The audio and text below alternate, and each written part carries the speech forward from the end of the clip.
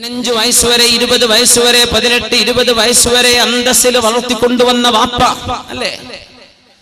ജീവിക്കണത് എന്തിനാ? കുഞ്ഞിന് വേണ്ടിയാ ജീവിക്കണത്. അങ്ങനെ പറയാം. ചെറുപ്പക്കാർ കല്യാണം കഴിക്കാത്തതുകൊണ്ട് ഇപ്പോൾ റൊമാൻറ്റിക് ആകുമ്പോൾ എന്ത് കുഞ്ഞ്, എനിക്കിപ്പോൾ കുഞ്ഞൊന്നും വേണ്ടെന്നൊക്കെ തോന്നും. അതൊക്കെ നീ പറയടോ, 2 കൊല്ലം കഴിഞ്ഞാൽ നിനക്കും തോന്നൊരു കുഞ്ഞുണ്ടാവുമ്പോഴാണ് ജീവിതത്തിലെ സന്തോഷം. ആ കുഞ്ഞിനെ പൊന്നുപോലെ വളർത്താൻ വാപ്പ ജീവിക്കുന്നത്. കുഞ്ഞിനെ കെട്ടിച്ചയക്കാൻ ഗൾഫിൽ പോയത് കുഞ്ഞിന് സ്വർണം വാങ്ങിച്ചു കൊടുക്കാൻ അല്ലേ? 15 18 വയസ്സാകുമ്പോ 20 വയസ്സാകുമ്പോ കുഞ്ഞിന് കല്യാണം കഴിച്ച് നല്ലൊരു പുതിയാപ്പിളക്ക് ഏൽപ്പിച്ചു കൊടുക്കണം. അതിനുവേണ്ടി ജീവിതം മുഴുവനും അധ്വാനിച്ച് ആ മക്കൾക്ക് വേണ്ടി ജീവിച്ച് എല്ലാം ത്യാഗം ചെയ്ത് ആ കുഞ്ഞിനെ യോജിച്ച ഒരു വരനെ അവർ കണ്ടെത്താൻ. അറേഞ്ച്ഡ് മാരേജ്, ഇതാണ് ഇസ്ലാമിന്റെ സിസ്റ്റം. നമുക്ക് പ്രേമ കല്യാണം പറ്റൂല, അറിയാലോ, പറ്റില്ല. അങ്ങനെ ഒരു വിവാഹം ഉമ്മയോ വാപ്പയോ തങ്ങളുടെ രക്തത്തിൽ ജനിച്ച കുഞ്ഞിന് വേണ്ടി ആണിനോ പെണ്ണിനോ വേണ്ടി കൊണ്ടുവരുമ്പോ ചെറുക്കം പറയും, എനിക്ക് മറ്റവരോട് ഇഷ്ടമാണ്. എന്താടോ നീ പറയുന്നത്? പെണ്ണ് പറയാ, എനിക്ക് പുതിയാപ്പിളെ വേണ്ട. ആരാണ് മോളെ നിന്നെ ഇത് പറയാൻ പഠിപ്പിച്ചത്? ആരാണ് നിന്റെ ഉസ്താദ്? ആരാണ്? അല്ലേ?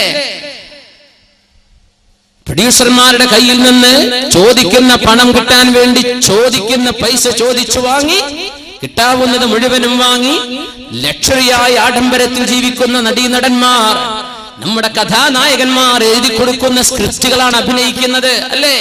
സ്വന്തം മക്കളുടെ സ്വന്തം കുടുംബത്തിലോ അവരത് സമ്മതിക്കൂല. അവരുടെ സ്വന്തം ഭാര്യ അവരുടെ വീട്ടിലെ ഡ്രൈവറുടെ കൂടെ ഇറങ്ങിപ്പോകാൻ അവർ സമ്മതിക്കുന്നുണ്ടോ? ഇല്ല. പക്ഷെ ഇത് മുസ്ലിമീങ്ങളിലോ ഹിന്ദുവിലോ ക്രിസ്ത്യാനിയിലോ എന്ന വിഷയമല്ല. മനുഷ്യരിൽ ഇങ്ങനെ നടക്കണം. ഇത് കഥ പറഞ്ഞു കൊടുത്തത് ആരാണ്? ഈ കഥകൾ പ്രത്യക്ഷപ്പെട്ടത് എവിടെയാണ്? അല്ലേ?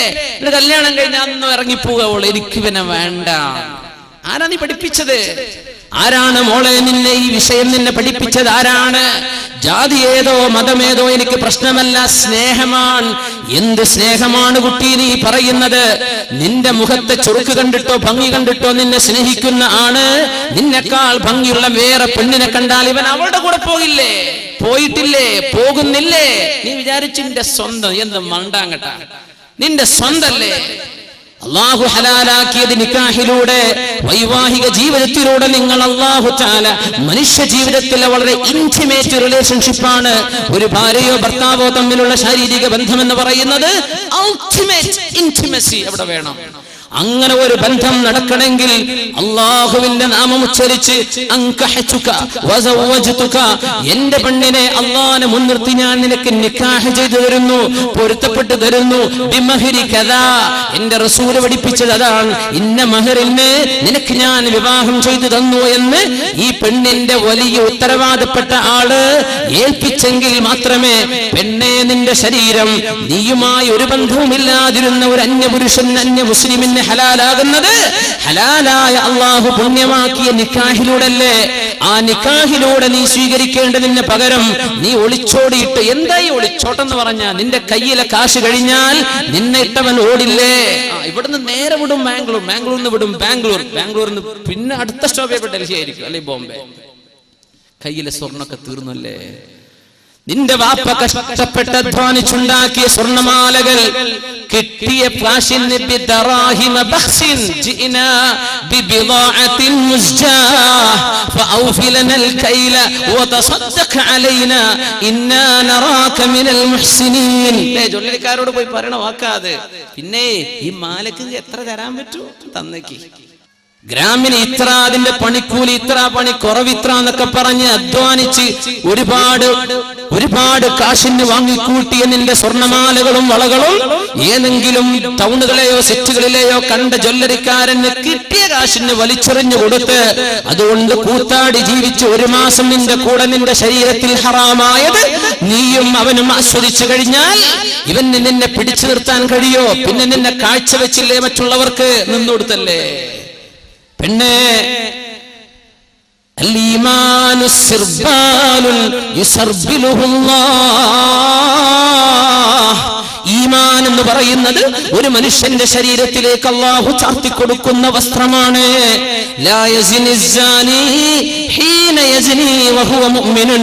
ഒരു വിശ്വാസിയും വ്യഭിചരിക്കുകയാണെങ്കിൽ അവന്റെ കൂടെ ഈമാനില്ലെന്ന് റസൂലുള്ളാഹി സ്വല്ലല്ലാഹു അലൈഹി വസല്ലം. വയസ്രിഖു ഹീന യസ്രിഖു വഹുവ മുഅ്മിൻ. നീ മോഷണം ചെയ്യുന്നതോ കണ്ടവന്റെ പൈസ കൊണ്ടുപോകുന്നതോ പുട്ടടിക്കുന്നതോ നീ ചെയ്യുന്ന നേരത്ത് നിന്റെ കൂടെ ഈമാനില്ലെന്ന് അല്ലാഹു ഈമാനിനെ ഉയർത്തിക്കളഞ്ഞു. ഈമാൻ ഉയർത്തിക്കളഞ്ഞാൽ അവിശ്വാസികൾക്ക് കൊടുക്കുന്നത് എന്താ? നാറു ജഹന്നം, നരകമാണ്, തീയാണ്. യിലേക്കാണ് നിന്റെ പോക്ക്.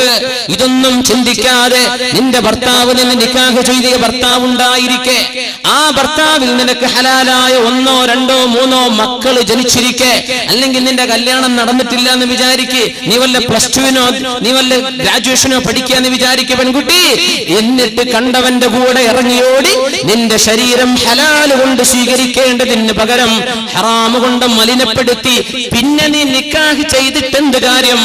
അള്ളാഹു അനുവദിച്ചതിനെ നീ പിച്ചു ചീന്തുകയും ഹറാമാക്കിയതിനെ നിന്റെ ശരീരത്തെ മലിനപ്പെടുത്തിയില്ലേ നിന്റെ ബന്ധത്തെ? അതുകൊണ്ടല്ല സഹോദര, പ്രേമ കല്യാണങ്ങൾ നിലനിൽക്കാത്തത് എന്താ? എന്തായി പൊളിഞ്ഞു പോണത്? താരെ ഇതൊക്കെ പറയും പ്രേമുണ്ടാകുമ്പോ എന്തൊക്കെയാ പറയും ചെറുപ്പക്കാർ. ഭയങ്കര റൊമാൻറ്റിക്കാ. ഷേക്സ്പിയറുടെ നോവലോ മറ്റ് നാടകങ്ങളൊക്കെ വായിക്കുന്ന കുട്ടികളൊക്കെ ഭയങ്കര റൊമാൻറ്റിക് ആയി പോകും. ഈ ലിറ്ററേച്ചർ പഠിക്കുന്നത് ഭയങ്കര ഒരു പ്രശ്നം. ഈ ലിറ്ററേച്ചർ എന്നൊക്കെ പറഞ്ഞത് Malayalam, let it be English, Malayalam, any language, അതിന്റെ ഇതിവൃത്തം എന്ന് പറഞ്ഞാൽ തോന്നിവാസങ്ങളായിരിക്കും. ഇനി ഈ സാഹിത്യകാരന്മാർ എഴുതി വിടുന്നത് ഉള്ളിൻ്റെ ഉള്ളിലേക്ക് ഈ വികാരങ്ങൾ ഇതൊക്കെ കൊണ്ട് എഴുതിയിട്ടങ്ങ് വിടാനേ പറ്റുള്ളൂ. ഷേക്സ്പിയറൊക്കെ കുറേ എഴുതി പല തോന്നിവാസങ്ങളും. നമ്മൾ ഭയങ്കര ലിറ്ററേച്ചർ എന്ന് പറഞ്ഞ് സെലിബ്രേറ്റ് ചെയ്തുകൊണ്ടിരിക്കുക അല്ലേ? എന്നിട്ട് അങ്ങോട്ട് പറയാ, എനിക്ക് നീ വിളിച്ചാ ഞാൻ വരും. ആരുടെ കൂടെയാണ് നീ പോകേണ്ടത് മോളെ? ആരുടെ കൂടെ പോണം? നിന്നെ നിക്കാഹ് ചെയ്ത് നിന്റെ ഭർത്താവിന്റെ കൂടല്ലേ പോകാൻ പാടുള്ളൂ.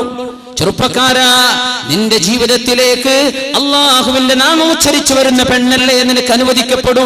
ഏതെങ്കിലും ഒരു പെണ്ണ് നിന്റെ കൂടെ നിന്ന് തന്നാൽ പോലും വലിമൻ ഖാഫ മഖാമ റബ്ബിഹി വനഹൻ നഫ്സ അനിൽ ഹവാ ഫഇന്നൽ ജന്നത ഹിയൽ മഅവാ. അങ്ങനെ തോന്നിവാസത്തിന് തന്നെ വിളിക്കുന്ന പെണ്ണിനോടോ ആണിനോടോ ഞാൻ ഇതിനിൽ മോളെ ഞാനും നീയും മുസ്ലിമല്ലേ, നമുക്ക് അല്ലാഹുവിന്റെ സ്വർഗത്തിൽ പോവണ്ടയോ എന്ന് തിരിച്ചവൾക്കൊരു മെസ്സേജ് കൊടുക്കാൻ നിന്റെ വിരലുകൾക്ക് ആവതില്ലല്ലേ? അല്ലേ?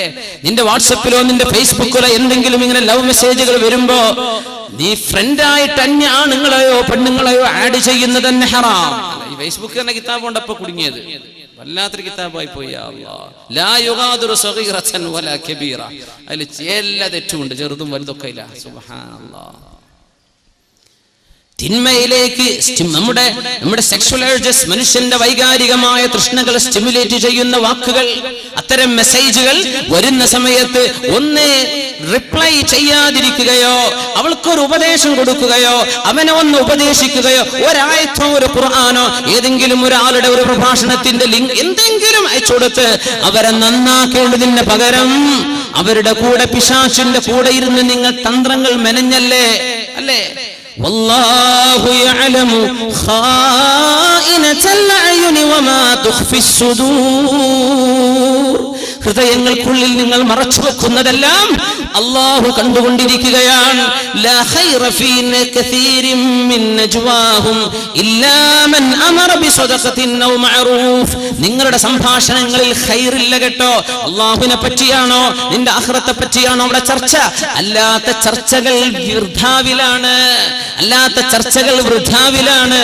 നിന്റെ ഒരുപാട് സെക്കൻഡുകൾ നീ നഷ്ടപ്പെടുത്തിയില്ലേ? കണ്ടവന്റെ കൂടെ ഇറങ്ങിപ്പോവാൻ ആരാണ് നിന്നെ പഠിപ്പിച്ചത് മോളെ? എന്റെ മുഅ്മിനെ, ഇതൊക്കെ നമ്മുടെ TV സംസ്കാരമല്ലേ മുഅ്മിനെ? അല്ലേ? നിങ്ങൾ പറഞ്ഞു ഇവിടെ വേദം അറിയേണ്ട ഉസ്താദന്മാര് ജാതി മതം നോക്കാൻ നീ ഇറങ്ങിപ്പോയിക്കോ. മുസ്ലിമായിട്ട് മസ്അല പറയാം. ഫിഖ്ഹിന്റെ മസ്അല എന്താ?